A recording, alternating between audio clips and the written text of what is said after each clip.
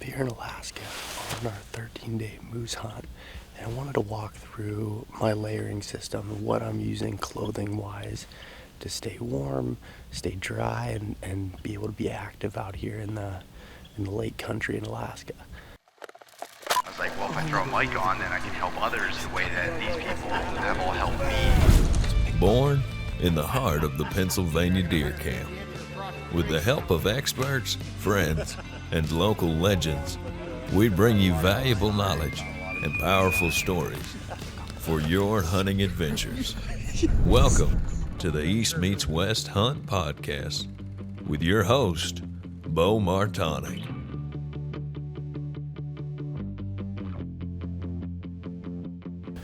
When it comes to layering, having the right gear for me is important, but I think knowing how to use it can be just as equal as important. So for example, when you're going to hike in the morning, instead of having all of your warm gear on and because you're cold after you get out of your tent and stuff, make sure that you go in light so you're not over sweating. And that depends on the person. Some people heat up differently than others, but for me, I'm just going in my bottoms, my outer shell bottoms, with a thin base layer underneath, or maybe no base layer underneath, and then my base layer top and the active insulation layer, and that's it.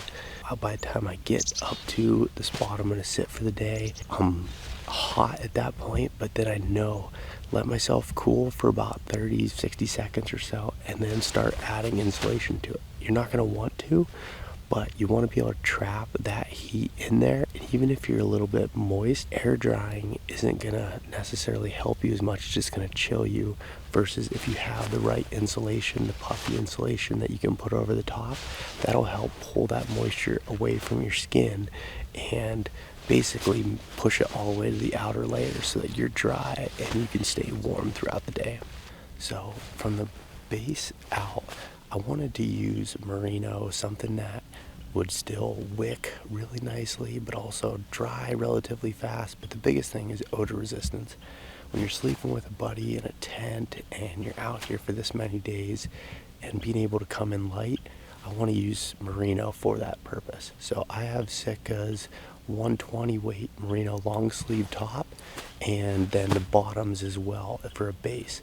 And then for underwear, I'm using the 220 boxer. So all Merino all the way through. And then for socks, I'm using Darn Tough's midweight Hunter socks that are full Merino as well.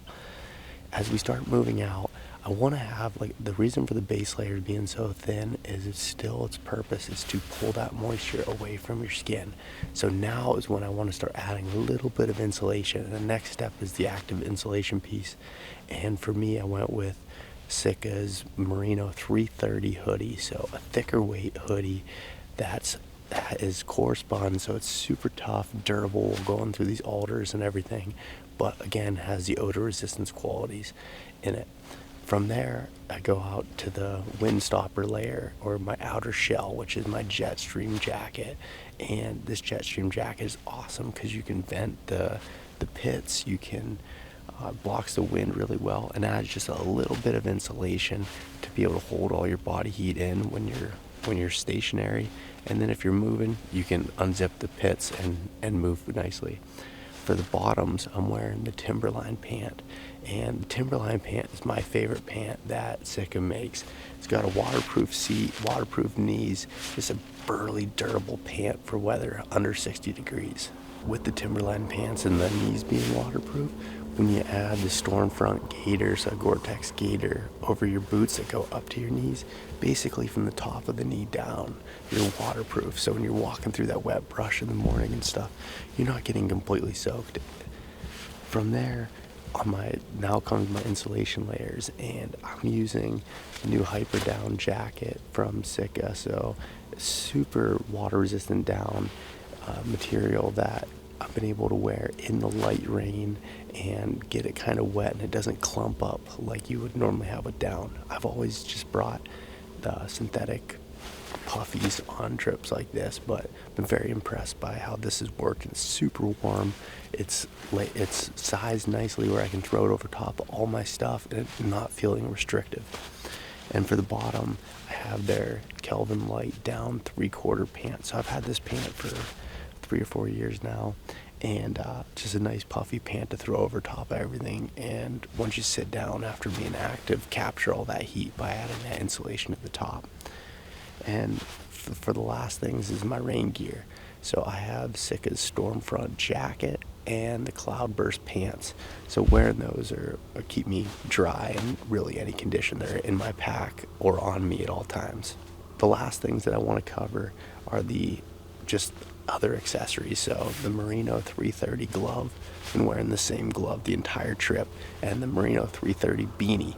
And then I also have the Jetstream beanie, which is a windstopper beanie to go over top of it when it's really cold out. And then for my boots, I'm just wearing the Schnee's Beartooth 200 gram insulated boots. Treated them up nicely, and these boots have been awesome out here. Can't say anything bad about them, that's for sure. So that's my layering system.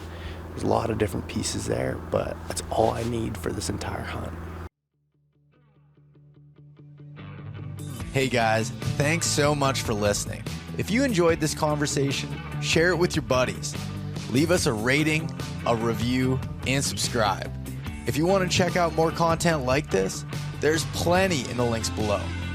We truly appreciate having you guys along with us.